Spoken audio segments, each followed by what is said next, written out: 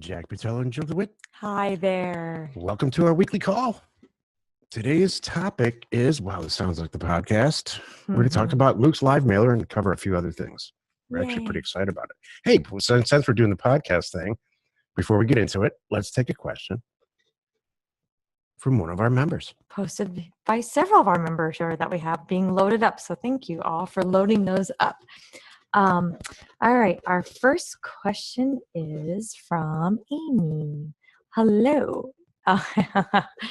Has anyone mastered how to fix the debauchery of illegally subdivided land in Box Elder County, Utah? And if so, is there a positive to buying an assault flat? No wonder why I'm finally getting accepted offers. Love it. Yeah, I mean, I have not solved it. I'm very aware of it. And Elder County in Utah and a couple other counties way up there in the salt flat areas are not my favorite counties. You can make a ton of money up there. You can buy 40-acre property up there for $1,000 and sell it for what, $3,000, $4,000, $5,000. So, and the good thing there too is it's flat, so you can. If the access is not, it's not hard. I hate the term illegally subdivided. I'm not sure if it's got an APN. I don't know how it could illegally be subdivided. Cool. Hang on one second here because I have a message, Jack. I hate to pause there, but someone doesn't have audio, so I want to make sure that our people here can hear us.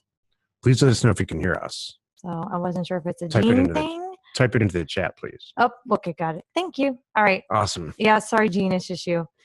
Great. Thanks very much, everyone. All right. Great. So that's the deal with all right. with the salt flats. Okay. Good question. Gene's fixing it here. Shucks, and I'm answering his question, but it's recorded so Gene can listen to this too. Yeah. All right. So Gene, I'm answering your question here. Will Jill Live only be offered as part of the $750 or whatever we decide it's going to be a month membership, or will there be an option to turn it on and off during heavy volume periods, such as a few mail in months 1, 4, 7, and 10? And the answer is yeah. I'm going to have a la carte options, and I want to make it pretty easy to get in and get out, but I don't, with not a lot of headaches because you're turning phones on and turning phones off, and I got my staffing needs that I have to take care of too. But yes. I mean, let me clarify, Jill, and I'm asking you. I honestly don't know the answer, but I mean, it's not going to be free for silver members, right? There's still no. He's talking about the next, like the gold, the other levels. And no, we are going to include it in some of the upper levels. It'll be included in gold. That's what he's talking about. Good. The $750, the next level membership. Okay. So yeah.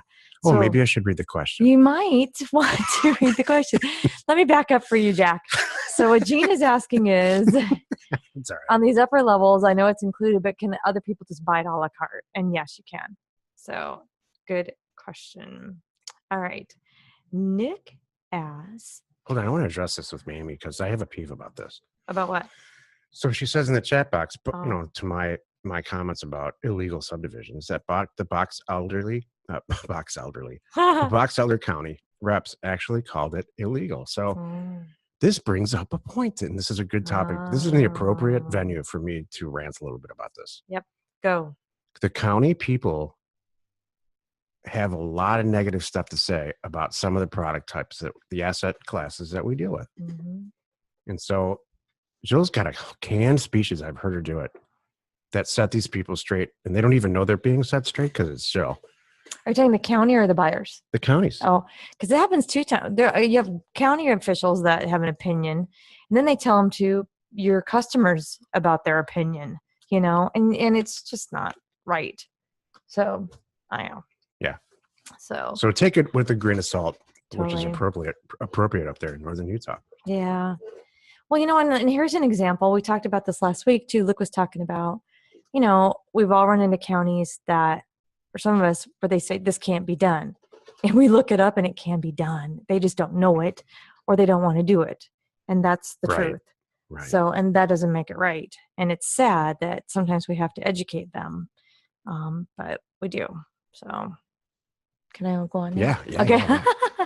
All right. Nick asked, the title company I'm using says they can't close 2 of my deals to purchase. One has an unsigned fulfillment deed from back in 1994 when they paid off the property. The company they paid off is no longer in business. The other needs a signature from an HOA back in 1984, and this HOA no longer exists. The title agent is acting like, nothing I can do about this, and they move on to closing other deals on their desk. I'd like title to do their job. Figure it out. And close a deal. Yep. My next idea. Sounded like the number 3 kid. That's right. Not going to happen. Just kidding. No. My next idea is I go back to each owner, offer them about $2,000 less, my approximate cost, to quiet title it with an attorney. I like where this is going. You're thinking outside the box. Nick is solving his own problems. Wow. Notary close if they agree to the lesser amount and pay the attorney to clear the title. I love it. These are all really, really good solutions. Man, I don't even see a question mark in this whole thing. Third option is let the deal die. I don't think you have to do that. I don't want the deals to die as I put considerable time, effort, and money into fleshing out these deals. 18.3 acres for $3,500 and 20 acres with power for $6,500 in Washington State. Please impart with me your knowledge on how I should proceed with this. Thanks. Awesome, Nick. And could that not be more clear and concise and worded perfectly? Like, that was perfect. Yeah. So, not do my deal, quote unquote, and there's nothing I can do about it, quote unquote. What they really mean, I'll translate. What they mean is, we're not going to write a title insurance policy on this. So that's not stopping you in any way from just closing the deal yourself, which is what I would do, because this isn't exceeding the $5,000, the rule that we have anyway, the $5,000 rule. And so if you got 20 acres with power in Washington State for $6,500, with very few exceptions, I would be running to the bank on that deal anyway. I would close that deal anyway, and then figure it out later without even quiet titling it. So unless I'm missing something. Is it okay to say that Nick has done so much work too that he knows no one's going to come back and say anything? They're all gone. It's like everybody. That's what I mean. The only people. It's like the only people that would have any say in it died 20 years ago, and so who's gonna, And you've done clearly all your due diligence, and I appreciate that. Nick, can you type in the chat box what you think you can sell each of those two properties for? Just ballpark numbers, because I bet it's a $20,000 to $30,000 property. Like way wholesale. It's probably worth way more than that. Would you title that? I mean, would you be concerned about titling it? Well, you know what? Nick's idea, he has 2 ideas. I could go to them and say, look, here's the deal. No one's going to buy your property because of these problems. That's pure. You could tell them that, but here's what I have. I have a solution, but it's going to cost me a couple $1,000s to hire an attorney. So if you're willing to eat the couple $1,000s to pay for the attorney, you're still going to get something out of it. Then we can move on. And they might just say yes. Yeah. Quiet title shouldn't be. So don't worry about title insurance. No. What about a future buyer that wants to build? That's an issue. But I bet you $1, if you own it, right, and you're going to solve a lot of that stuff. Like, let's say you buy it on a special warranty deed or whatever, and now you own it and you had it for a couple of months. I think you might be able to get title insurance on that. Getting title insurance for these, let's call them obscurely deeded properties, is getting easier and easier and easier for some reason. But I'll tell you, 15 years ago, no one would touch a treasury's deed. They wouldn't, and now there's agencies out there that specialize in them. So, and then Title Mind will do all that stuff. So, this is a very good question. This comes up with Jill and I a lot, and we do not hesitate. And I bet you $1, Luke doesn't hesitate at all.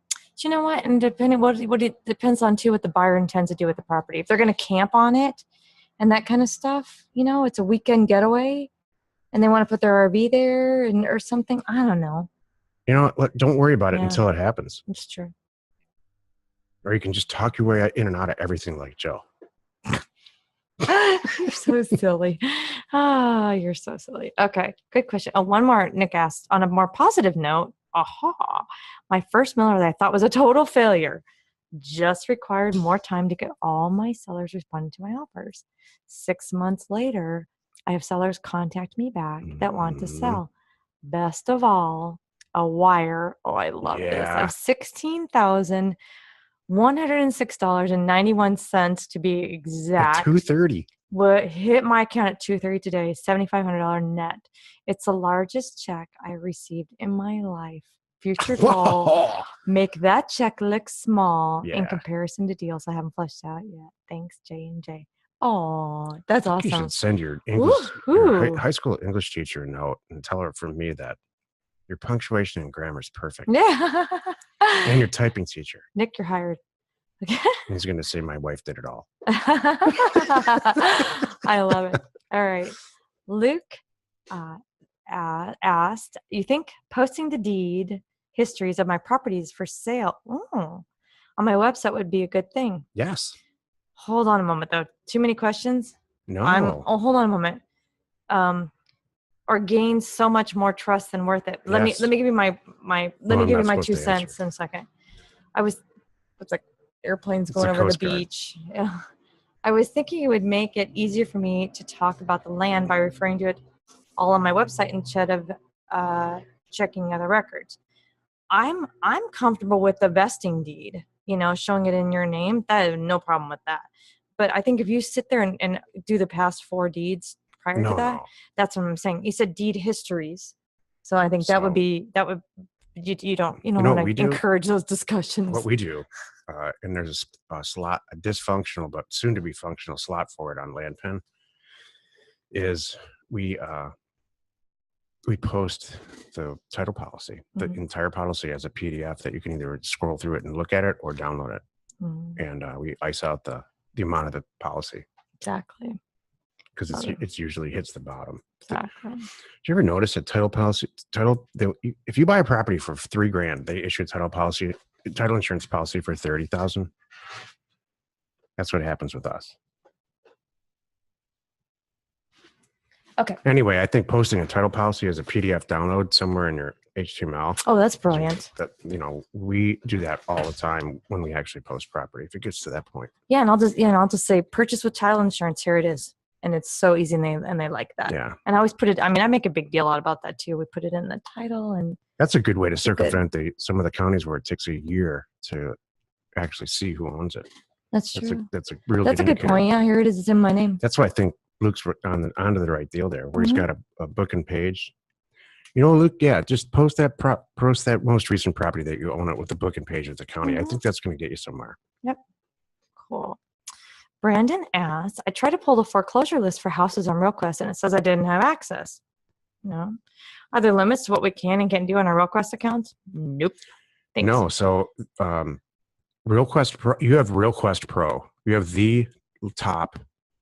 Everything. Yep. You have as good as it gets. There are a few of the features that may charge you just like it charges us, by the way. There might be some features for that might be you have to pay for, like a property report. I think costs $2, or a plat map if they have it. The plat map or things like that, right? Or the vesting deed there. But there's free ones that I do on Title Pro that we can all use. I'm guessing that you just hit a county where that data wasn't available. Yeah. Or you know what I would say too? Feature, you know what, Brandon? I wonder whatever you have to. The thing about RealQuest, which good news and bad news, we have so much detailed criteria that I can tweak it so specifically to get all kinds of things. And what if you accidentally checked a box that pulled out something to do with houses? That can happen. So that's the only thing, but you have access to everything. So let us know, please. David is asking you, what's the ETA for Title Mine, Jack? So, that's a fourth quarter 2017. We're real close. The back end piece with RealQuest with First American Title is done. We just have to do the IT, and it's in the line. This is a good time to bring this up. So landinvestors.com is now live. It'll be 100% done by July 1st, which is 2 or 3 days from now. And it will act as a newspaper. Well, that's showing my years. It's not even a newsletter. It's a news source, an online news source, daily and weekly, for all the stuff, including the products that we're going to release. So check out landinvestors.com. You can do it now. And it right now, we moved Success Plan over there today. Mm-hmm. So, and Success Plan is gone. If you type in successplan.com, it'll forward right to, it'll forward right to Land Investors. But we've got bigger fish to fry. That's the only reason. David says must be getting lazy. Yeah. See, oh my God. Yeah, I know. And we only release a website about once every 2 weeks now. So yeah, exactly. It's insane. It is so insane. The back end piece of this is a company called Red Vision, which is just purchased by First American Title. So it's top quality stuff. It will shock you.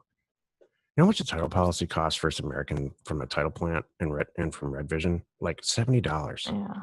And they charge like $1,200 It's crazy. I want to get in that business, man. Right. You're doing it right when our staff, we have things that we're coming up and our staff will look at us like, what are you talking about? So they're like, and Jack's halfway down the path. Like, it's usually my staff. Your tech team is building and creating and doing stuff. My tech team comes along and we're working on content and they're like, what are you talking about? And I don't even know what that is, kind of thing. So I'm like, oh, I got to back up. Okay. So David said, this is good. David has a tip. If there are neighbors around your lot, have your photographer knock on doors when you send them out to photograph. Last week, my photographer went to a 3-acre lot that I was going to price at $8,000. The neighbor was out working in the garden. So we walked over, chatted with him, and called me up and put the guy on the line. And we agreed on $6,000 cash before I even bought it. Paid $650. That's 10 times.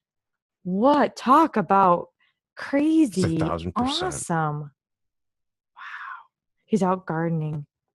Hey, dude, that's buddy, I'm taking pictures because we're about to sell this property. Any chance you're interested? Brilliant.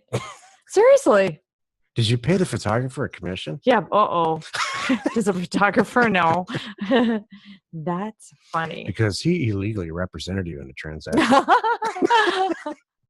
That's like really the good. Illegal subdivision. That's hilarious. I love it. That's good. Rod asks, I bought him a drone. Oh, perfect. Brilliant. Boy, he's he's your friend for life. Yeah, though. Totally. Oh, that's awesome. All right, Rod asks, should this go through title? There are about half a dozen properties to be on one deed. The total is going to be way over $5,000. I am confident with my own due diligence. Does the title policy then cover them when I sell them individually? Yes, you should get title if it's way over $5,000. See, and the title policy is only going to cost you the same as it would if you purchased one. Can I? Yeah. Can I chime in? I love these types of deals. And my answer is yes. Jill might be different. Rod, this is totally personal preference. So let me throw this to you. Okay, but it's way over 5,000. But because I'm going to throw this out to everybody also. But say you're buying 6 properties for $500 a piece, so it's $3,000, and you really like Rod's scenario, you're doing all your homework here and all that. You don't necessarily need to, and buying them on one deed saves you time, saves you money, recording fees, and you just sell them. I want to clear that some people don't know that you can buy a bunch of properties on one deed and then sell them one by one by one by one. And if you have one title policy that covers them all, it's the same title policy. You just share it with each buyer as they whatever as they take over the property. So is that okay? I just want to add a few notes there. I wouldn't way over 5,000, like 50,000, 15,000. What's way over? Luke never gets title insurance, from what I understand. So some of the stuff, it is personal preference when you get to a certain level, and $20K. Yeah, I would. You always said 20. For sure, right. I would. Okay. And that's easy to do then too. It's the same seller and all that good stuff, so that's good. Could the title company still set up a title policy, but put the encumbrance into the Schedule B exceptions? Yeah. God, Nick, you're smart. Wow. Yes, they could. Look at us. But they don't Schedule B exception upon request. So I never have had that happen. I'll bet you $1, no one, the title agent's not going to know what you're talking about. But yes. Mm-hmm. Chuck asks, I'm getting many more calls this month versus last month with about the same amount of marketing. How do the summer months compare to the rest of the year for interest in buying vacant land, including winter? Jill and I have a historic disagreement about this. Even though I can back my opinion up with empirical data and she can't, she still wins. Jill believes that all seasons are equal in this business, and that she even will cite examples of people closing deals on Christmas Day and stuff because they hate their family. Because they're done. They're like done. The presents are open, and now they're on their computer looking for something to do. I've had this happen. My empirical data shows that sales go way down, and acquisitions and traffic and phone calls and all that stuff goes way down December 14th through about January 5th. Then and January 6th, it goes through the roof. When I started, the first 5 years that I started, I thought it was over. I thought, you know what? The party's over. There's no more acquisitions. I was all morose about it. And it was Christmas Eve was the best sales day I've ever had. I told you. Thank you, David. What the hell? This is what I'm trying to say. So it used to be a long time ago. I could gauge our sales based on the weather back east. Like if there's real bad weather and everybody's on the internet, they would buy property in Arizona. That's true, by the way. That is true. I've had that too. You can get people at home when there's a snow day. You see things happen.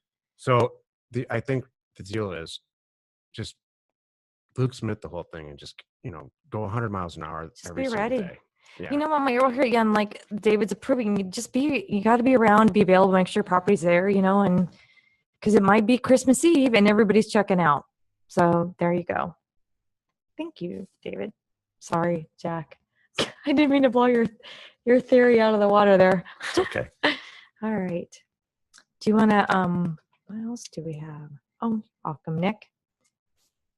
Do you want to talk about Luke's thing right now? Yeah, I'm going to bring Luke on. Okay, cool. And then he's got some conversations that were going on here too. Hello, Luke. Hi, guys. Yeah, I thought that'd be fun if we do a mailer live, like pick someone that wants to do a mailer for, just walk through it and talk about the logic of why we do it this way or that way. And I can learn from you, you can learn from me, and we all learn from each other. And just see what kind of differences we do when we go through putting a mailer together from start to finish. Like what market should we target and why? And hopefully just send the mailer out. And then maybe the person could circle back later and see what kind of deal flow off of it. Like every week we could say this many calls came in, we bought this many properties, we didn't buy these many, we did research on these 16 properties and 3 of them are great and some of them sucked and on and on. It worked great or it went bad because, and we learn and take it from there, right? Mm-hmm. So I'm all for it. Okay. So there's a couple people in the chat box that were volunteering. I saw that. Do you want Luke to head this up, Jack? And then, okay, you want to put together like a game plan, Luke, and then reach out to Jack, and then Jack can tweak it if we need to and figure out the timing and all that good stuff and put it in place. Yeah, exactly. And then, what we'll do with week 1 is not the mailer, but we'll go through the process of roundtable discussion about which counties we're going to choose and why. Yeah, just go through the logic of it and the why part, and talk back and forth about the logic of it, why we do this or that. I think that'd be great. And hopefully no one jumps the gun and runs with it while we're doing it for the person. But Zoom's got a real good whiteboard function, so we can. I'm happy to be as involved. I'll do the mailer if you want myself. I'll be as involved or just kind of watching. We could pull up like whatever website we're going to research the market on. Say, this person's interested in this part of the country or that size or that kind of dollar size or what they're looking for. And we try to find it live and just see, talk about what we're looking at. Pull up land pin. Oh, there's a whole bunch of other people already doing that. Or, there's nobody doing that. Right. And watch. Let's see if there's a bunch of other people on there that are doing it, and just go through the steps of researching the market, see what the stuff looks like it sells for, that 5-acre size or 10-acre or whatever size the person wants to target. It's got this kind of market sales price, and work back to that kind of price I think we should offer. And then research the data, check the data, see if there's enough records there to make sense to mail, or maybe even look at the zoning, depending on what kind of mailer they're wanting to do, if we should do a zoning specific or part of that county specific or a couple counties, or tailor it to what they're trying to do. I mean, I wouldn't have a problem tacking on 15 minutes at the end of every call just to handle this and perpetually just do it. Like, all right, now let's send out another one. Yeah, it'd be fun, right? You just get more efficient each time. And we help new people through it. And I think we all learn from it. And maybe the whole crowd could chime in and say, please don't mail the whatever size over there, because like the guys just talking about illegal subdivisions and box elder, and maybe we don't run into that with the person that we're mailing or we're doing it on, because someone in the audience chimes in and points stuff like that out along the way too. Right. Yeah. We could cheat and bring in some of our A-list buyers where I know they're going to buy property. Everybody wins there. Basically, next level. Yeah. I was thinking the same kind of logic with splitting too. Yeah, same thing. I was thinking the exact same thing. And go from start to finish. Maybe we can, because it's business hours that this call is on in a lot of the country. I mean, we could call county people. We can compare notes. We can. Oh my gosh. We could figure out. Useful tool. Hilarious. Open a market, right? And we figure out where the loopholes are. Probably everybody in the crowd can be researching that same market at the same time, and someone says, I found this exception and this exception, but what about this rule and what about that rule?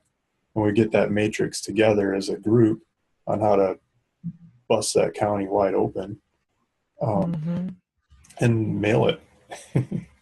I figured out a way how to take live callers for the podcast. We haven't implemented it yet, and it'd be fun to listen to Jill just talk her way in and out around the county. It's actually pretty fun. Well, I think there's a couple of phone calls in the program, the cash flow from land program. Yeah, exactly. We could get Jill on there. I could do it, or you could do it. We could all hit the fun. Different one, each week hit the same person from a different perspective and see what their answer is. Yeah, that's right.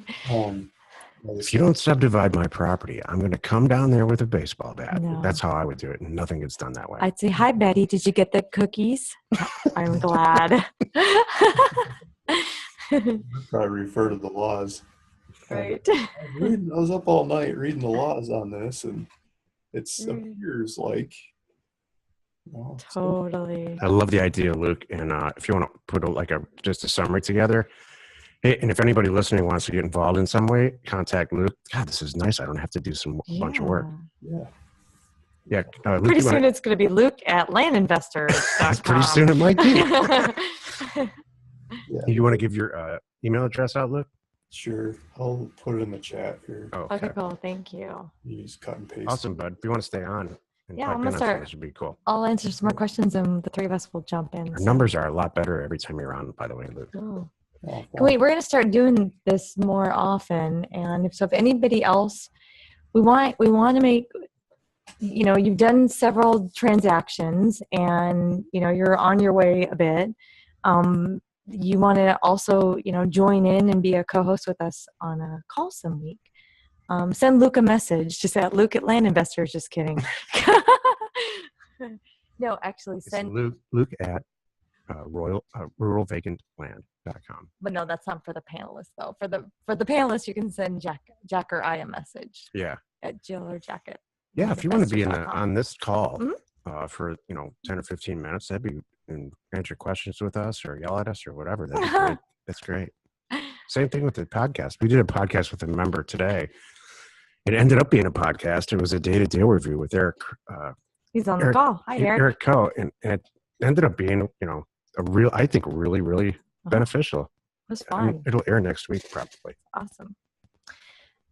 All right. I'm going to jump back into the questions here, and everyone just hit your buzzer when you want to. Rod asked, I just came in a little late and heard just the end of a question about why a title company will not insure.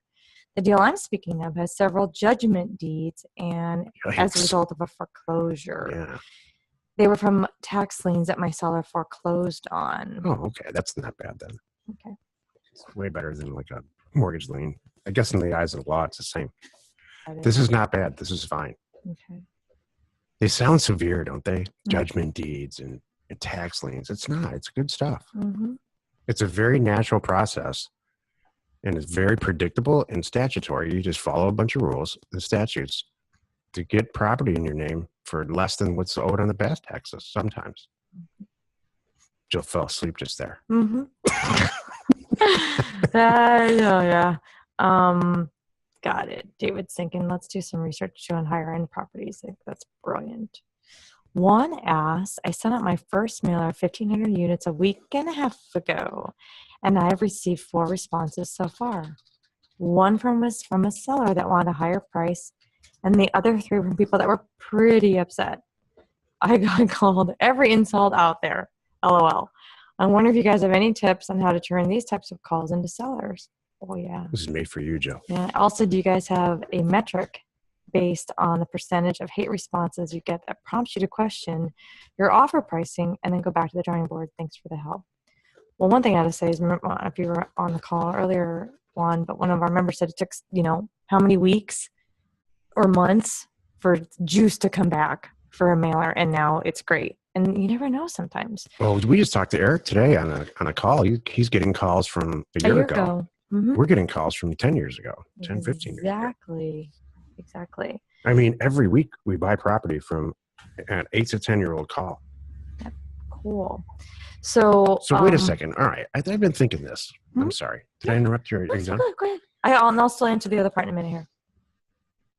So for everybody who thinks that there's saturated problems, why would someone ever call us on a mailer that's 10 years old if they got a bunch of mail after that for lower prices, higher prices? It's truly much less competitive than you think. I get calls like that, and like San Bernardino County, for example. I mean, how much mail goes there? A lot of mail goes there, right? Right. They'll get calls from people, over a year ago, and they say they called because they answered the phone. That's right. Right. Didn't answer the phone. And bingo. That's exactly right. And then you make good on your word. You buy the property. Mm-hmm. Yeah. I agree. And what I do want for some of those that how to turn them into sellers, I'm pretty good at calming them down. Number 1, making a joke out of it. Number 2, I'll say, oh, my assistant did it again, or something silly sometimes. I don't know. I forgot a 0. I'll make a joke out of it, and if I let them vent just for a few minutes, make a joke out of it, try to calm them down and befriend them, and then say, all right, if I had priced it correctly, is this something you would even consider? And then find out yes or no. They might say, well, yeah, but if you then you can kind of at least get a dialogue going and find out if they're even interested. Then, by the way, I'm not saying they get to name their price. I kind of I'll ask them, well, what would make sense to you? And they say, well, it's not 1,000, it's 10,000. And then I would say, shucks. Okay, I get you. I really looked at this, whatever, I'll make up something. And I know right now 1,000 really is all I can afford. And I appreciate that you're really looking for 10,000. So, hey, I wish you all the best. If anything changes, please let me know, because I do, have it in my budget. And if you want to call me back in a month and think about it, that's fine. And just leave the door open, and you've calmed them down, and you leave it nice. And it's so interesting, they will, sometimes call you back. So that's how I handle it. You want to add anything, Jack? Nope. Perfect. Okay, thank you. Did I get an A? Yeah. Okay. No, All the truth is I wasn't listening at all. And Jack went to sleep. That's what that was. All right. Chuck asks, the live mailer activity would be great for both the LA legacy method. Oh, I love how we're wording this. Of finding properties to mail. Oh, and the Redfin style as well as where we are dealing more with higher end properties with HOAs. Yeah. Mm-hmm. I love doing the higher end stuff. But that's we could walk you through that too. Mm-hmm. This could be a whole thing. David said we better allow 2 hours. I sat down with she's a girl. She's like 24 or 25 years old, extremely intelligent, here in Los Angeles. This is what she does, Luke. Listen to this. She does her zoning research down in LA County, and she finds out where there's houses, like really messed up houses where the zoning is commercial. She buys a property, and demolishes the house, blacktops the thing, and uses it as a parking lot. The whole thing takes if there's no zoning change, she said she can do the whole thing in like 60 days and have it cash flowing. And then she just leases it to an operator. So there's so many ways to use this program. Mm-hmm. It's interesting. She fell into this because her family does construction and that kind of stuff. So she was looking for a way to utilize her family resources. Yeah. And they do the paving and all that good stuff. I'm like, oh, that's brilliant. And it's so funny because she's pretty. She's a cute young girl. I'm like, no one would believe you if you say, what do you do? I do parking lots. Right. Right. And I make a killing doing parking lots. What? But yeah. So cool. Yes. This is kind of a Luke thing. There's always someone who wants to park in them, right? Right. Yeah. Yeah, you know where you are too, Luke. It's great. Yeah. Mike A asks, how about interviewing some of the group leaders like Luke and ask what's working for them now and what they need help on? Yeah, I think the whole thing's going to be like an open book, like where you can, as we're going through it, whoever it ends up being, we can all raise our hands and ask questions about what's happening. Mm-hmm. Yeah, I think that'd be perfect. We all learn off of each other because we're all learning as we go, and this is a place to tie it back together. We learn off of what everyone else is learning. I did a private on the deal review, the Thursday deal / data review. Somebody scheduled a bunch of those, and so every week we screenshot each other, and as he's actually going through the process of downloading data and doing the mailer, I help him. I say, you don't want to do this, you might want to do this, and it's worked out great for that guy. Good. Hey, Kathleen. It's funny. I have to say, I thought of Kathleen today. There's a magazine that's on the shelves right now that has like a cool Airstream camper on it. I think it's Sunset Magazine because it's in like Mendocino County or something. It's really prettier, or this area of Mendocino. And I'm like, look, there's Kathleen. I saw that. So Kathleen's asked, I'd like to see a live mailer focus on determining pricing of cabin land parcels, different than desert land pricing. Yeah, we could make them all kinds of different. This could go on forever. Yeah. With high end, low end, different property types, different sizes. What are you thinking? Yeah. Okay. Absolutely. Houses, strip malls, hospitals, airports, ports, Yep. whatever. Yeah. I bought a strip mall in Holbrook one time like this. Holbrook, I remember. Yeah. Arizona. That's the one by the freeway that you That's showed exactly to me. right. I know exactly what you're talking about. You got the knife center in there. It's like the only store. Say it again, Luke. There's like a knife salesman. A knife. I don't know. Because it's Holbrook. The center of the strip mall. Maybe I'm thinking of the wrong city up there, or the wrong stop. That's like everyone that looks at property in the area. So where is it in relation to the knife center? Yeah, we immediately sold it. I had it sold before we even closed on it. Well, I bet. That's great. Okay. So David said, has anyone checked out Posting Domination by Scott Todd, one of Mikulski's guys? I have not. No. I don't know what that Posting Domination. What is it? I think it's they do I'll Craigslist. look it up. Craigslist. They get it all over the place. Oh, they can Interesting. post them on multiple Craigslists. Yeah. Got it. That's going to catch up. Some of the same guys use Land Hub, and I talked to them about subscription and posting on there, and they go post a whole bunch of different websites, and one of them was Craigslist. Like, how do you automate posting on Craigslist? Like, how do you really do it? And he said he tried this program that whoever is just asking about, And with the volume of properties he does, it doesn't really work for him. So what he does is he has this guy in India Yeah.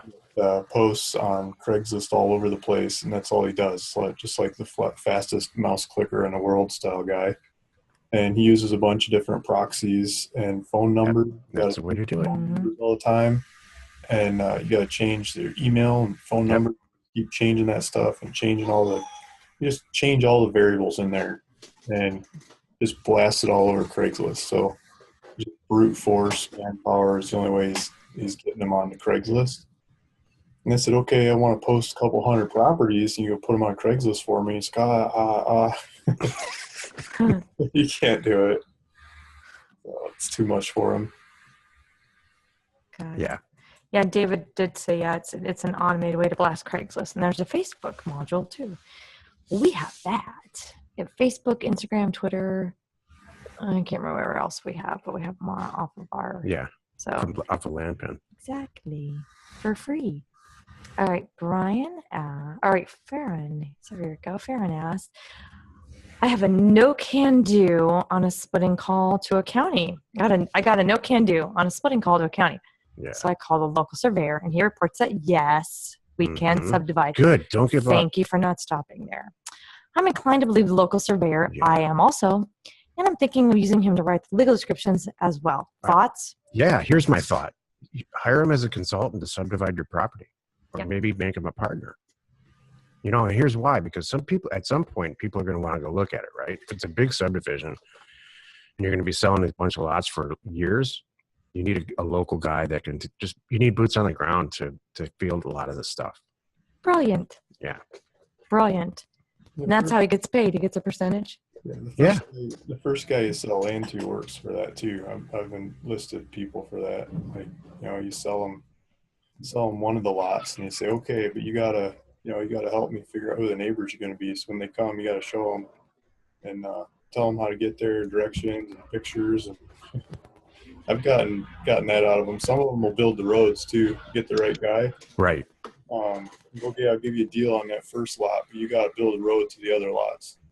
And they got a tractor, or they got a telephone pole they're going to drag behind their truck 20 times or something through there to the road. I've never heard of that. I love this stuff. This just makes me so happy. Behind a truck. You get the telephone pole that's got the spikes coming out of it, the one awesome. that's on them, and you cut the pole in half, so you just get the part that the guy climbs, or drag that behind the truck, and that does your plowing. You just drag it back and forth and back and forth and back and forth until all the bushes and everything are ripped out of there. And then just get rid of the pole and drive on it a couple times. You got a road, for these desert properties. But did you grow up in the country? Oh yeah. Oh. It's got chickens and stuff. That's why this. Okay, I got it. You know all this stuff. You've done all this stuff. This is awesome. Love it. Okay, Brian asks, on a property where a married man or woman owns a property and is the sole name on the recorded deed in a community property state like California, who needs to sign my grant deed? Just the spouse who is on title? Or should I get the signature of the spouse, whether or not they're on the title? I've heard that both should sign just to be safe, and others say the spouse should sign a quick claim deed. What do you think? I don't know.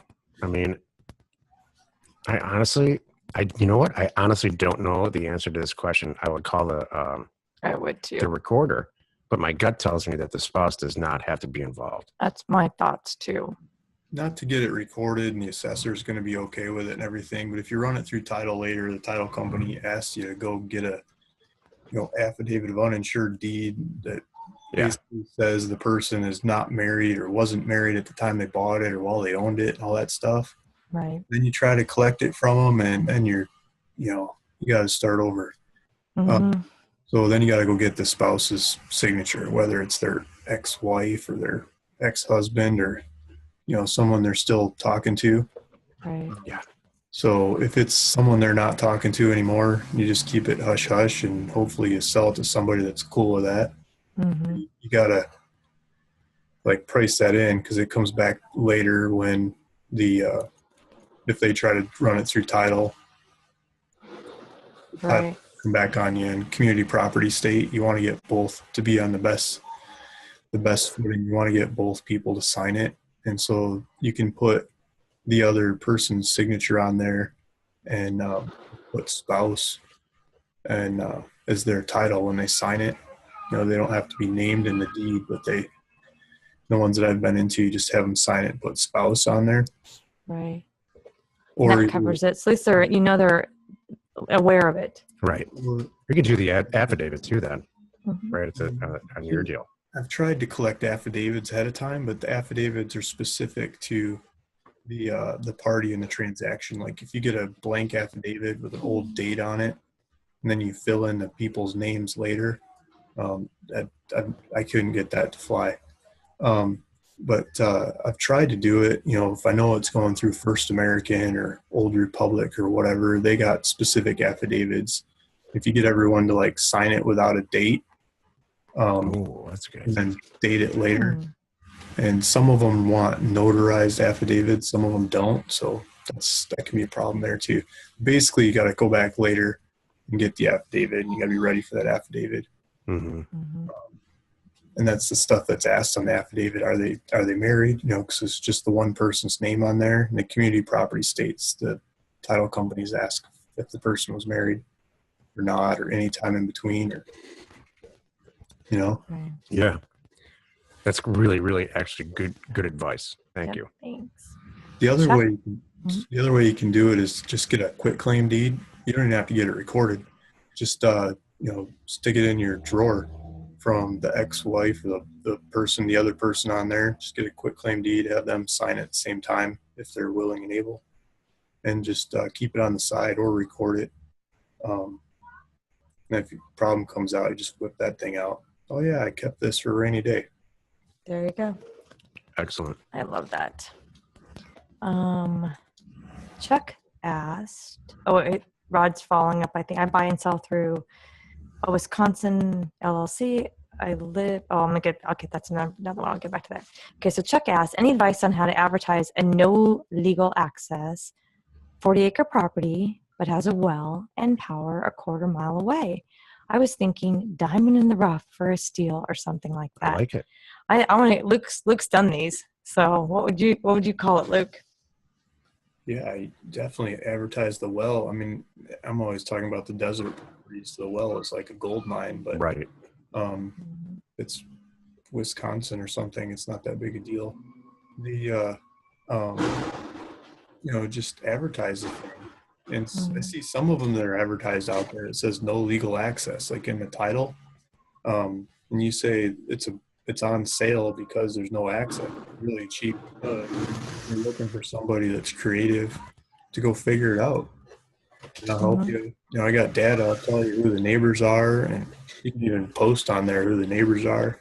Put their phone number on there. They call you later, but just get everyone calling them and asking them about access. The neighbor will probably end up buying it. Exactly. That's a good point too. I love it. I'm with you, Chuck. Some of these things are, I stopped guessing a long time ago. Who's going to want this?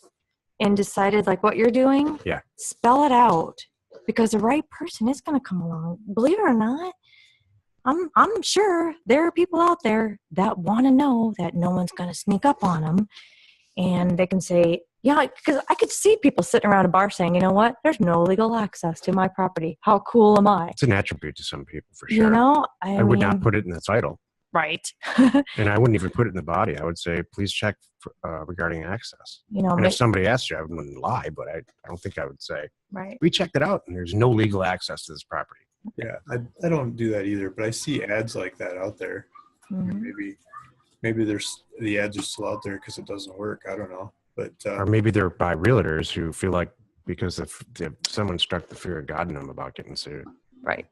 Yeah. Better disclose all the bad stuff right now up front. No. It'd be like, salesmen are never going to knock on your door here.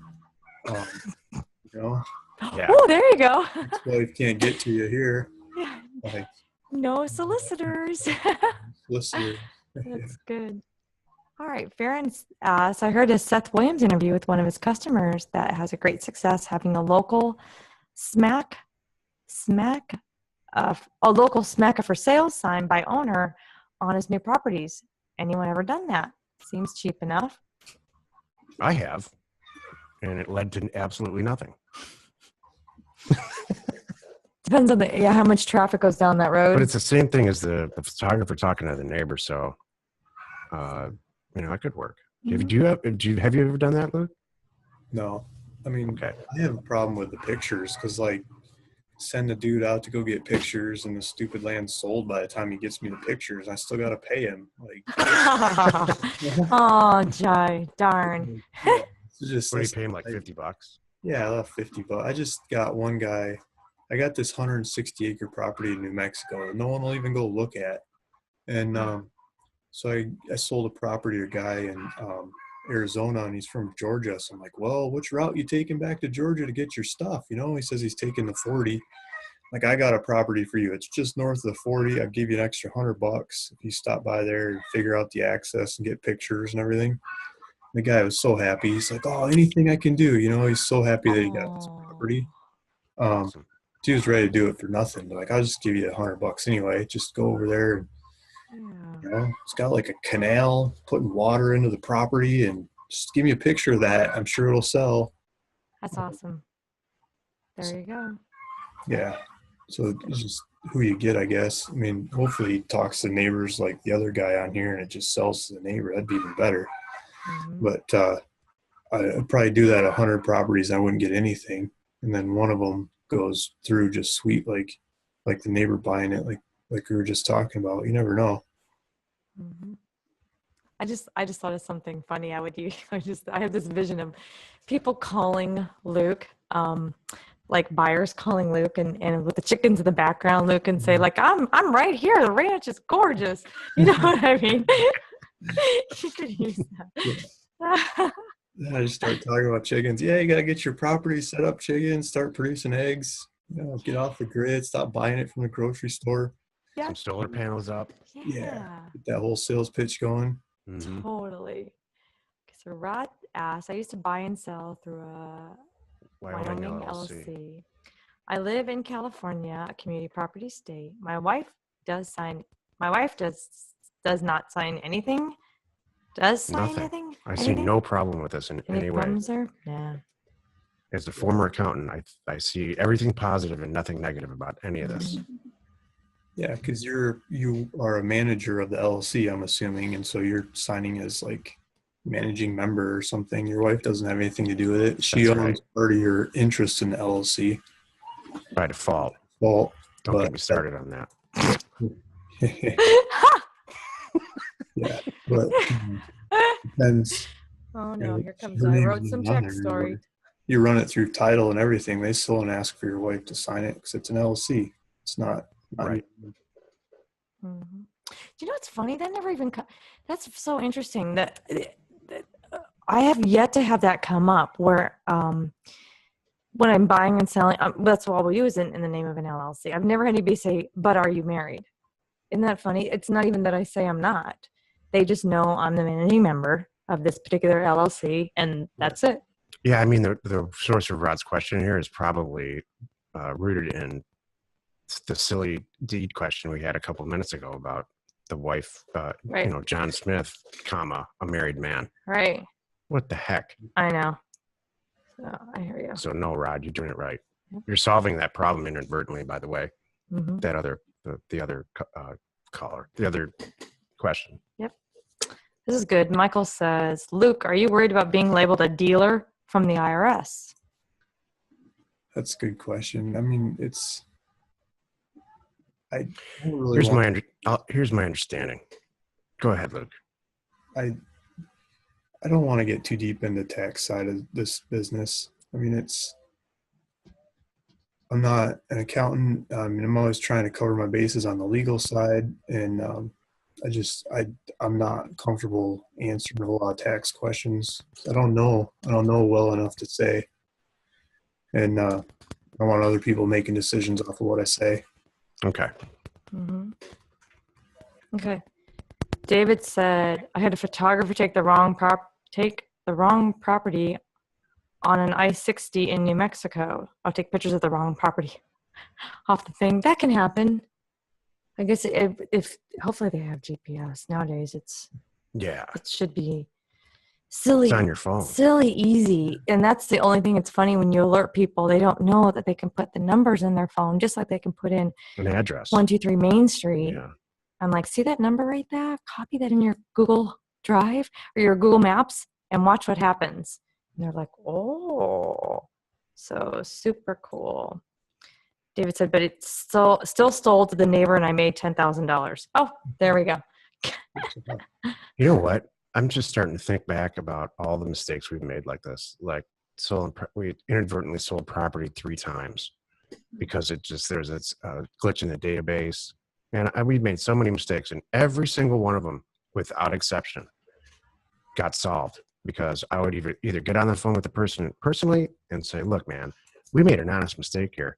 I got another 40-acre property over here. I think it might even be better. I'm going to knock $1,000 off of it. Mm-hmm. I really, really want to apologize for making a mistake. And I have never, in all the deals we've done, had anybody come back and say, you know what, you're a rotten person and this is awful and it's a scam. Not once. Mm-hmm. Just got to talk to them. Thank you. You're right. That's my whole thing. We're all doing the right thing here. And once everybody knows we're all doing the right thing, and if we make a mistake, we'll fix it. It's like, there's nothing to say. If you're not happy with it, I'll refund it. Right. I'll replace it or refund it. Exactly. There's, what can you say? You can't well, okay, all right. And that's fine. So that's, thank you for sharing that, Jack. And that's a really, really, really good point here.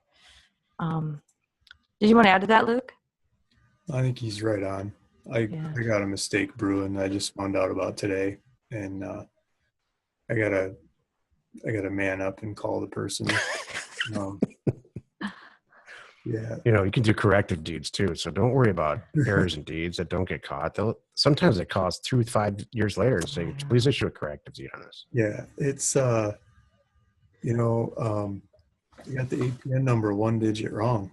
And I looked at it, I'm like, I thought that was like a 2.5 acre property, but reading here, it's 5 acres. And so it advertises 5 acres and the location of the 5 acre property and everything. And today I was like doing some, going through records, just checking stuff. Like, hey, we never sold this property. I never made an ad for it. Yeah, we actually did sell it. Had the APN wrong. It was, the right legal description, wrong location. So I represented the wrong location to the person. And twice the size of property. So I got to call him up and do something, offer him whatever he wants, I guess, and make it right. Offer him another one or something. We've done that. We've solved some of these problems by giving him a second property. Yeah, well, he already owns the one that I thought it was. It's recorded legal description. The legal description is right. I love that he didn't. I love that Sold you found it. Property. You found it before he did it. Yeah, that's awesome. I was checking the books, right? Like, where's the money for this property? And it was entered in there as one APN and another one, and it's this stuff is gonna happen, and you have to. It's okay. I remember talking to people brand new, and the first time they had a deed returned because something was incorrect, and it came back from the county. And it might be the deed was fine, but the check was off by $3. It could be something like that, and they're falling apart. Like, no, it's no big deal. You fix this stuff and you move on. Jack and I have made so many funny things, like, especially with us, because we have multiple LLCs doing multiple deals, and sometimes it's not us, it's our staff, but we're signing them. So they prepare them, and I sign it, and then it comes back. I'm like, shoot. So we just have to make a new one, and like Jack says, and Luke says, it's okay. And and every single time I'm so good. You know what? I've made some big mistakes. Not big, but I made some good ones. And I have literally called the county and said, boy, let me tell you right now, I'm sorry. I goofed and I could really use your help. And when I lead a phone conversation like that, they're like, okay, what is it? And they're all nice. And I'm saying, I know I'm making extra work for you. I'm so sorry. And you come at it like that, and they're your best friend, and they'll help you. And they'll go, all right, here's what we're going to do. I'm going to pull it aside. I need you to do this, this, and this. And can you overnight it? And that way I don't have to worry about it. I'm like, heck yeah. It's also an inadvertent sales mechanism, honestly. If you make a mistake and you're really cool about it, and you have a name like Jack and Jill, it's a reason to talk to them 6 or 7 times on the phone. Mm-hmm. They're going to love you. Yeah. Yeah. It's really good. You'll sell them more property. Yeah. I learned, and I still do this, sending in deeds and stuff like that to my people. But I mean, you put little personal notes in there and you just sign it. Your thing's printed, please record, but a little note like, thank you so much, Jill. Do you ever kiss it with lipstick on it? No, I haven't. Only for you. Okay. All right. It is 4:00. Let's get through these. We have a few more questions here. Steve asked, any gotcha issues advertising properties for sale you have under contract, but have not yet closed yet on your purchase, with a goal of double closing if possible and using the buyer end funds to close both transactions? I have never had any problems with this, and here's why. And this is a perfect parlay into what we've just been talking about, because I tell everybody everything. Mm-hmm. I tell them how much money I'm making on it. I tell them, the seller really wants to get out of it. And I disclose the whole thing. So whether you're using title or not, everybody seems to be okay with it if you just approach it properly. I've never had an options deal get killed because I was too honest. Never. I don't honestly always disclose the money. I know you don't. But I will disclose it's being handled. I'm getting it in my name right now. Sit tight. Every time I've been involved in this directly, and it's been a few years since. That's a big difference between Luke and us, Jill. We're not on the front lines anymore. That's true. So we do a lot of deals, but I don't know. We just don't have the good stories like Luke does. But I've never lost a deal because we don't ever mark them up that much either. Mm-hmm. Every time I've ever talked about it with anybody, they're like, "That's it. That's all you're marking us up." Yeah, I want to do the deal. I got kind of miffed on one option deal I did. The guy got back to me on my $1,000 offer and said he'd take $7,500, and it's like, yeah, right. I'll just look it up anyway. And it had a cabin on it, and it was trees and wow, nice looking road and nice looking property with power line and stuff. And I'm like, wow, that looks like $7,500. That looks like a good deal. And so I asked the guy.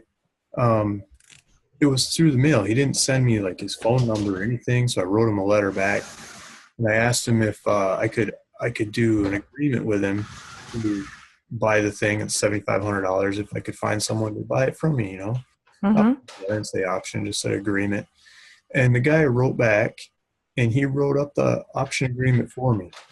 Oh, how nice is that? Anything to fill out, and he gave me 6 months to sell the property. I was just asking for a month or 2 months or whatever. Really nice guy. That's so cool. Yeah, but I don't have his phone number, right? Okay. It's communication is a little slow. It's kind of right. Weird. Red flag number 1, I shouldn't have optioned it. Oh. So I put it up for sale, and guy bought it for trying to remember the numbers, $12,000 or something. And he went out there one time, and he looked at it. It's great. He bought it. And then he went out there the next time, and I guess he was there on the weekend. Then he went out during the week, and the road is a mining road. And it goes from a mine to rock processing kind of thing. And there's all kinds of signs, no trespassing, high speed mining trucks, blah, blah, blah. You don't want to go on this road. Oh, no. And he didn't pay it any attention the first time. But then he was out there during the week, and he said, they're dead serious. You do not want to be on that road when those big, huge monster trucks go flying through there. And he can't have that property. It's no way, no how. And he I had already sent the money to the guy to buy it. And so I got out the money, but I still was able to sell it for $9 or $10,000, I think. Still a little bit of profit, but I had to put up the money where I didn't think I was going to have to. Yeah. That's the worst of my option deals that I've been into. Right. There you go. Cool. All right. Savannah asks, what if I don't want to pay a photographer? Can I just pull pictures from Google and say something like, this is 1 mile from the property? Yeah. Yeah. I love it. Rod even put in here, which is true. We put photos of the area. That's what I say. That's our quote. Our quote is, these are photos that we have taken in the area. Exactly. Or in the subdivision in a lot of cases. Exactly. They may not be representative of the property, but it's a damn good, indication of the terrain and all that good stuff. And then nowadays with Google Maps, they can get a good Nowadays, deal. you can say, go on to Google Earth and click on all these properties around GPS, whatever, because there's lots of other people that have taken properties in the area. That's the first thing I do when I approve an acquisition is to go to Google Earth and click on the pictures taken. Oh, this is cool. This is a cool tip, Kathleen. Pictures taken from a cell phone that are automatically geotagged when they have location turned on. Have the photographer send you the cell phone pic when they are on the parcel. Then you can confirm the GPS coordinates embedded in the pic.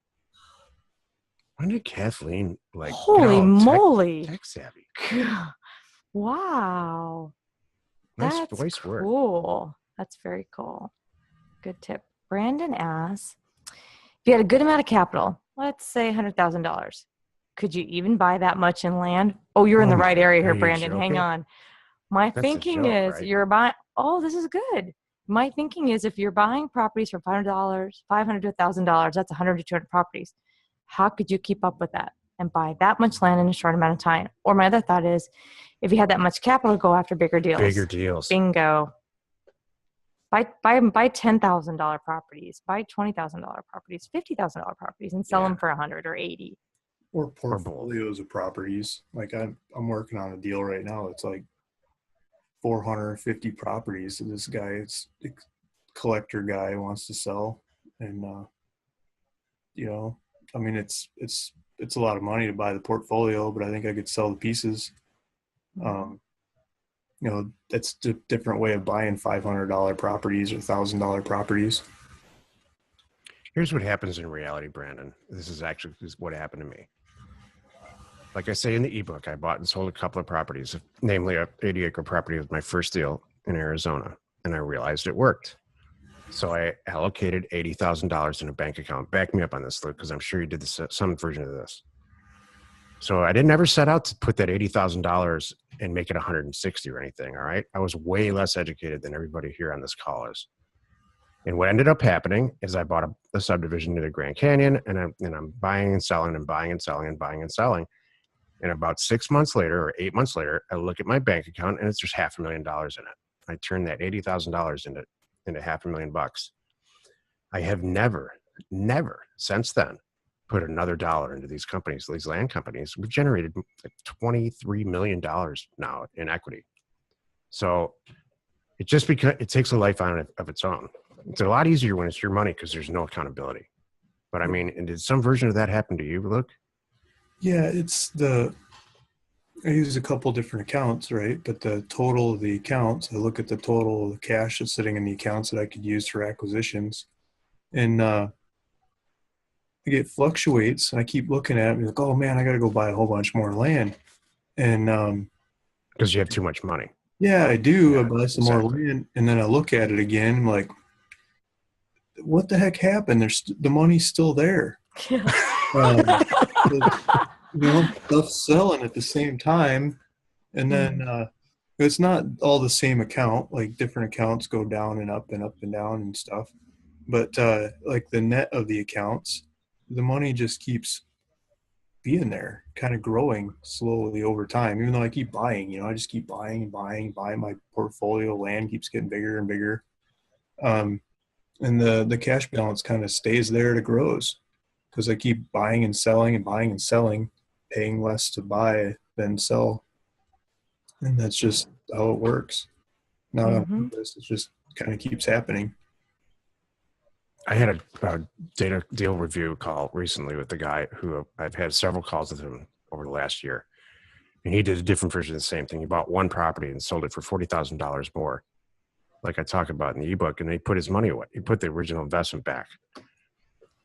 And so this was a year ago, and I talked to him. I said, all right, so from that $40,000, what happened? He said, well, if I add up all the property that I own free and clear or that I have under contract that's paid for, and he did all the math, plus the cash that I've generated, it's 5.6 million bucks. Wow. This is in a year. And he does pretty sizable transactions like we do now. I got to learn to do that. These movie star ranches are something else, man. Mm-hmm. Alan, I'm going to go to these questions. Does that Yeah. sound good? Okay, so we can get these. Alan said, I sent my first in for recording the other day, and I sent an extra $5 in the fees. Figure I'm sure I missed something. I know how that's going to go. I know. I hate to tell you this, Alan, but watch for your check coming back. Unfortunately, It has to be down to the cent. I'm not kidding. I mean, even if it's off by 10 cents. So what I would do to always make sure your phone number's in there, because if a really nice recorder, what they'll do is I'll call you and say, look, hi, Alan, I got your extra $5. That's nice, but we can't do this. But I'm going to put this on my desk. So if you wanted to send me in a separate envelope, instead of me sending it all the way back to you and you doing it again, you wanted to send me a check, real quick for the right thing. Yep. Then we'll do it real quick. And I'll tell you, Alan, here's what's really funny too. I have been off by 10 cents and they spent 49 cents to mail me back my check for 10 cents to fix the 10 cents and me send it back to them. Gosh. So they can't even kick in a dime out of their desk. Okay, we just talked about $5.6 million. Are we going to talk about 10 cents? I know, but I'm telling you, it's the guy. So yeah. So sorry. Be ready, Alan. Well, you know what I would do too next time, Alan? Call him. Yeah. Especially when I was starting out, I would always call the county and say, hi, I have a 1-page deed. I have this, I have this, I have this. And they'll say, do you have this? Yep. Is it this? Yep. Check. Okay, you're good to go. I would call them ahead of time, then pop it in the mail. So that's good. I had one county call and say, is it okay if I change your check and just cross out the number and make it a smaller number? The bank will still deposit if I make it a smaller number, but they won't if I make it a bigger number. That's so cool. Really? Okay. He obviously, talk about small town. The banker's probably his brother-in-law. Exactly. I've never heard of that. David asks Luke on that option deal, you may have discovered this issue if you sent your photographer out there. Oh. Yeah, very true. Okay. Got it. I figure it's an option, and most of my research, the buyers do it for me. They call and say, this one's crazy or whatever. And like, okay, I'll lower the price. I just keep lowering the price as people run into problems or watch me fly off the shelf. That's perfect. At the same time, I've had people call me and they're like, is this your well on the property? I'm like right here where the GPS coordinates are and describing it and everything. And there's a well here. I'm like, man, shoulda, woulda, coulda. Could have charged a lot more. Yeah. No, that's, we've talked about that a million times. That happens. Yeah. I think we're winning it. Can't look back. Yeah. Because it's funny because it's like some of our staff will go, man, we could have done it. I'm like, yep, don't look back. Do not look back. It's what you could do, look on some of those, if it happens in the location more than once, is how you say we're conveying the property with the exception of mineral rights. You could say with the exception of any water rights. Yeah, that's good. I used to invest in different royalty companies. Mm-hmm.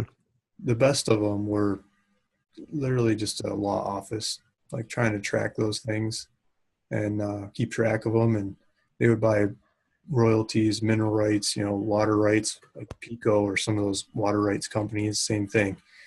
Used to invest in those in the past. And it's about the data, being able to keep track of them. It's like a full-time job to keep track of those rights and like police them to see if anybody's using them.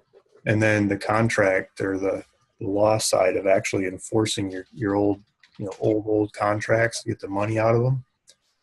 It's not a job I want to take on. And the guys that make money at it, they buy tons of them. Yeah. Go through the data and work them and work them, try to get one to pay. I don't want that either. Yeah, it's like a debt collection kind of business. Exactly. And it's like, tax liens are like that. It's all processing paperwork constantly. You can make a fortune doing it. Mm-hmm. But, I've never found anything more consistent or better or more rewarding than sending out offers. Mm-hmm. All right, I'm going to blow through these last ones. Kathleen's, people are asking for your help. So if you have any, if you're interested or you want, we could either put it on, we can put it on our site, or in the meantime, put it in, Success Plan now, landinvestors.com, and we can share that. And Michael added, there's a simple crew app for geotagging. So that's super cool. So I have 2 more questions that I'm going to address for us here, and then we'll call it a day. Jim asks, I have a fair amount in my self-directed IRA and would like to partner with it. This is what we always say. There's money out there, everybody. And I would like to partner with the experts while I'm learning and doing my own mailers. So, careful, Jim. Here it comes. Yeah, good luck. Suggestions for who I should contact would be appreciated. Jim, this is a great thing that you can either, hey, if you want to put your stuff in the chat.